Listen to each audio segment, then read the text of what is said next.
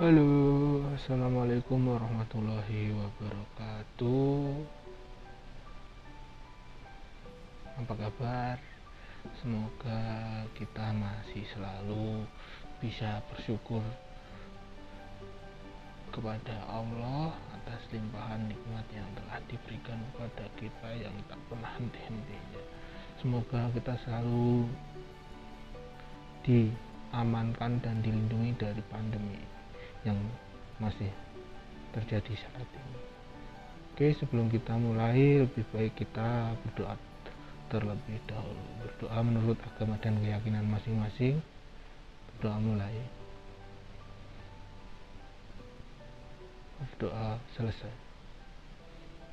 Kita lanjutkan pada yang berikutnya, kompetensi dasar yang berikutnya, yaitu poin 3.2.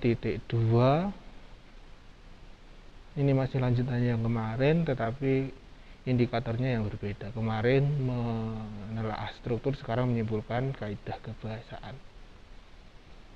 Oke, kita langsung lanjutkan mulai materi. Bacalah teks berikut.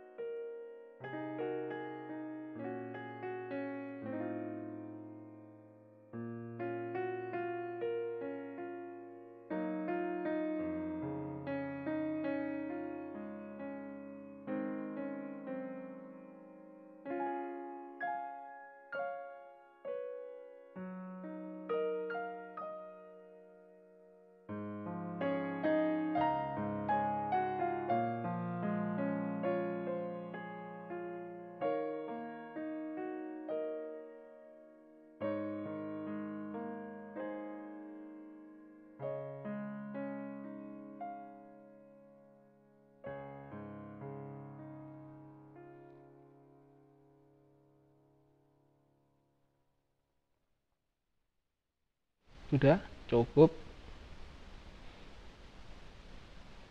Kita lanjut. Dalam teks tersebut terdapat kata-kata apa saja yang ditemukan. Kata-kata yang terdapat dalam teks tersebut, tadi ada kata istilah sinar matahari, kemudian benih kacang kedelai, kemudian gelas plastik, lalu biji kacang kedelai, ada tanaman kacang kedelai.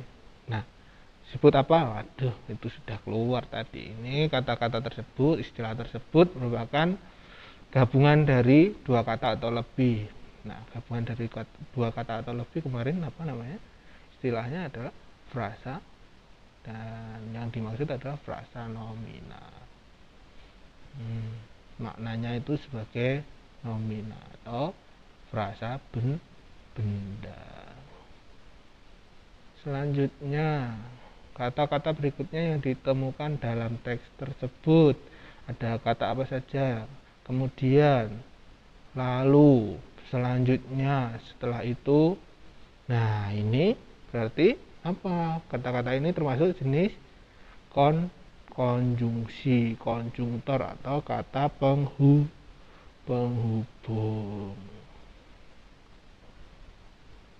Berikutnya, kata-kata berikutnya yang ditemukan adalah itu. Ada ini. Nah, itu dan ini itu termasuk jenis kata apa? Kategori kata apa ini? Ya, adalah kata rujukan. Kata rujukan itu apa? Nanti kita bahas bersama-sama. Nah, selain ini dan itu ada seperti itu, ada tersebut, di sana, dia. Nah, ini termasuk kata rujukan. Berikutnya, kata-kata yang berikutnya adalah pot, lalu ada subur, ada layu, ada fotosintesis, dan ada kualitas. Nah, ini termasuk apa?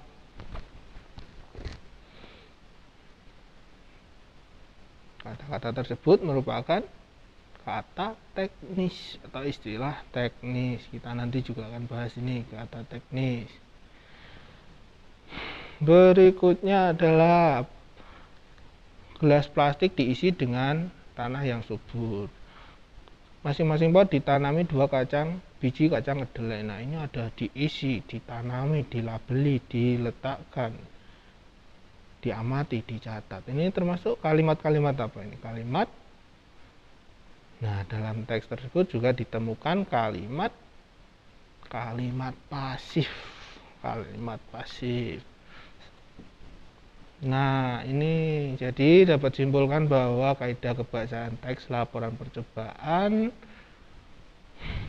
sebagai berikut. Yang pertama menggunakan frasa nomina, lalu menggunakan konjungsi kronologis atau kata hubung kronologis seperti lalu, kemudian, setelah itu. Nah, konjungsi kronologis ini digunakan untuk menunjukkan proses dalam tahapan kerja.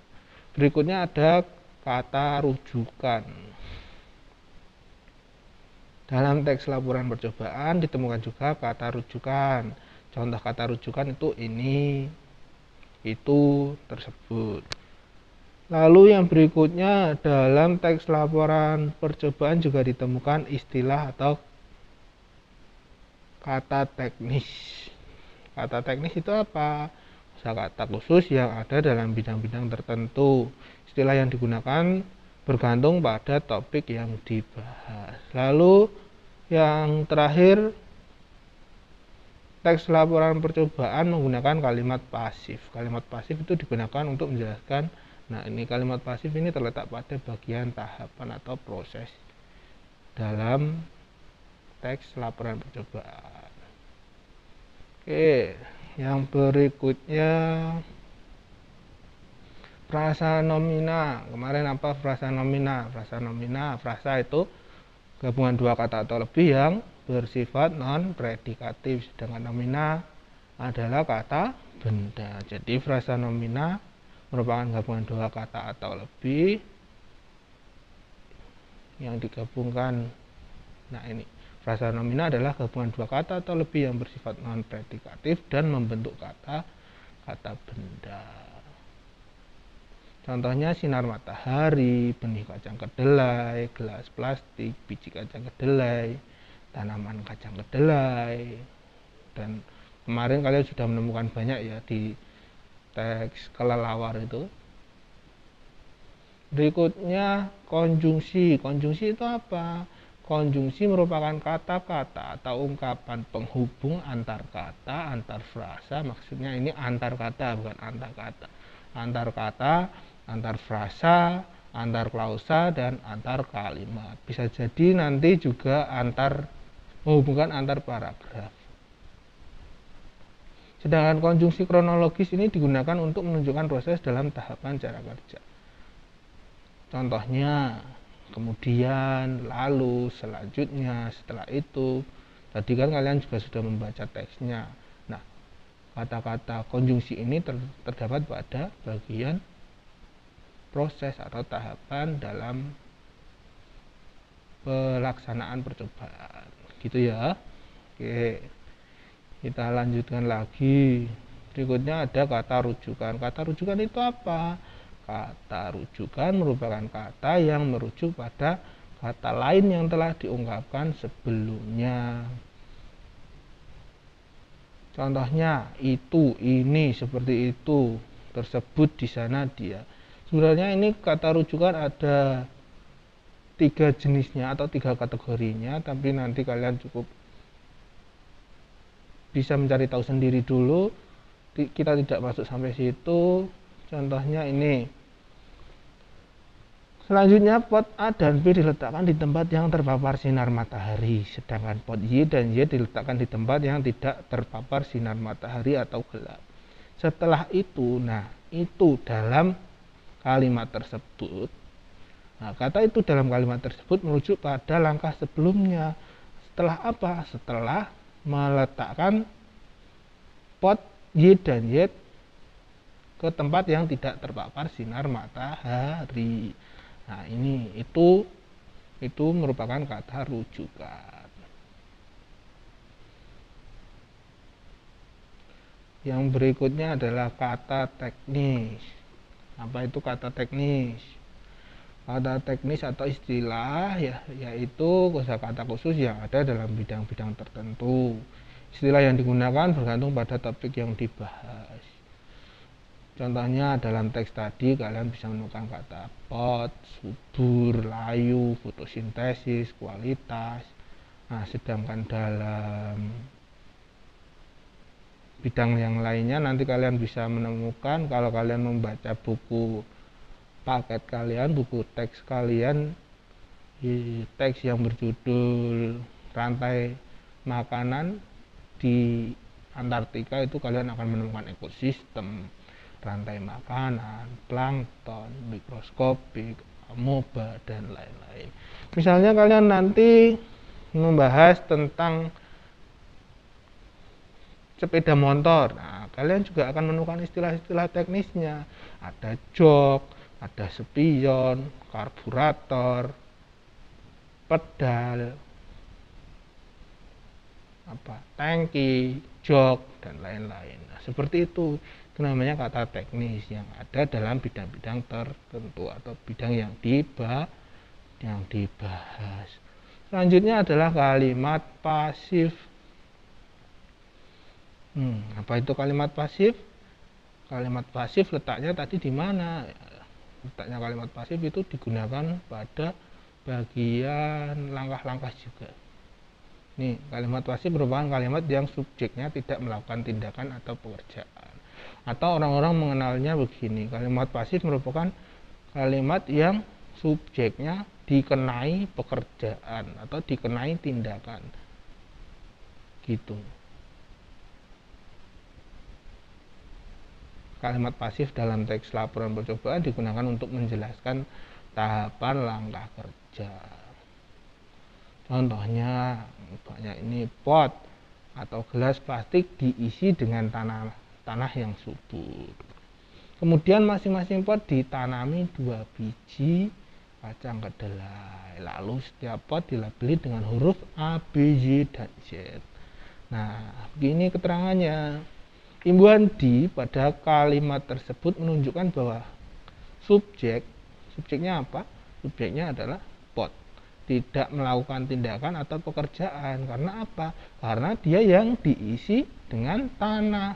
Jadi ada orang yang mengisi pot tersebut, bukan pot sendiri yang mengisi dirinya. Tidak bisa.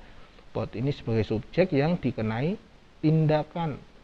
Jadi dia tidak ngapa-ngapain, ya dia yang diisi dengan tanah itu. Nah, setelah diisi dengan tanah, dia potnya, subjeknya kan pot, itu ditanami 2 biji kacang kedelai. Nah, subjek pot yang dikenai tindakan atau diberi perlakuan. Begitu, itu kalimat pasif. Sedangkan kalau kalimat aktif itu sebaliknya. Subjeknya melakukan tindakan atau melakukan pekerjaan. Oke, lain kali kita akan bahas kalimat aktif. Sampai di sini ada yang ingin ditanyakan? Jika ada, silakan nanti ditanyakan di kolom komentar atau langsung bertanya kepada saya melalui jaringan yang lainnya. Atau jika masih pengen mengulang, silakan ulangi lagi videonya dari awal. Berikutnya apa? Berikutnya mesti latihan. Latihannya apa sekarang? Latihannya buatlah masing-masing 2 kalimat yang di dalamnya memuat frasa nomina. Jadi gini, nanti kalian buat 2 kalimat yang di dalamnya terdapat frasa nomina. Tadi ada istilah frasa nomina apa saja. Nah, itu kalian boleh membuatnya menjadi sebuah kalimat. Kalimatnya tapi 2 ya, 2 kalimat. Berikutnya adalah konjungsi. Jadi nanti kalian membuat 2 kalimat yang di dalamnya memuat konjungsi. Selanjutnya kemudian, nah itu buatlah menjadi kalimat. Berikutnya kata rujukan. Jadi kalian mencari contoh kata rujukan, kemudian buatlah menjadi kalimat. Lalu kata teknis juga begitu, masing-masing 2 kalimat. Dan yang terakhir kalian membuat kalimat pasif. Kalimat pasif juga 2 kalimat. Oke, sampai di sini pertemuan kita kali ini. Sampai jumpa pertemuan berikutnya. Sebelum kita akhiri, mari kita ucapkan alhamdulillah dulu. Alhamdulillahirabbil alamin. Kita masih bisa belajar dalam kondisi yang seperti ini, dan semoga kita tetap diberi kesehatan dan kekuatan untuk tetap belajar, karena belajar itu menuntut ilmu itu baik, gitu ya. Saya akhiri, sampai jumpa pertemuan berikutnya. Wassalamualaikum warahmatullahi wabarakatuh.